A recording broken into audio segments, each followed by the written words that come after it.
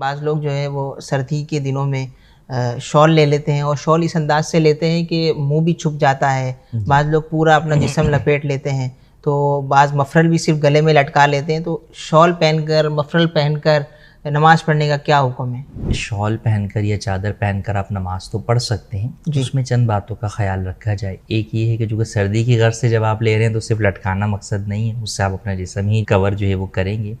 तो मफलर या कोई भी चादर जो है वो अगर आपके इस तरह गले में पड़ी हुई है कि उसके दोनों पल्लू जो है वो लटक रहे हैं दोनों तरफ से, चाहे दोनों आगे लटक रहे हैं या एक आगे लटक रहा है और एक पीछे लटका हुआ है, और वो गले के गिर्द घूमी हुई नहीं है, गले के गिर्द जो है वो उसका घेरा नहीं बना हुआ, तो इस हालत में कपड़ा इस तरह लटका कर नमाज पढ़ना ये सदल कहलाता है और इससे हदीस पाक में मना किया गया। तो इस तरह नमाज पढ़ना मकरूह तहरीमी है। कई दफ़ा ऐसा होता है कि इस तरह सर्दी के अंदर किया तो नहीं है, किया तो यूं है कि चादर जो है वो यहाँ पे डाल ली, लेकिन जब आप रुकू में गए तो अब वो चादर जो है वो दोनों तरफ जो है वो नीचे जो है वो आगे अब दोनों तरफ लटक रही है वो, तो अब वो सदल वाली सूरत हो जाएगी। तो इसलिए आपको इस बात का ख्याल रखना चाहिए कि आप उस चादर को अच्छी तरह जो है वो लपेट कर किसी जगह पर जो है वो उसको घुरस लें, ताकि वो नमाज के अंदर इस तरह जो है वो दोनों तरफ लटकने वाली सूरत ना पाई जाए। जहाँ तक जो है वो चेहरा छुपाने का है, तो मुकम्मल जो है वो चेहरा छुपा देना या नाक और कान मुंह जो है वो छुपा देना, तो ये भी तलस्सुम जो है वो कहलाता है। तो इसकी भी जो है वो इजाज़त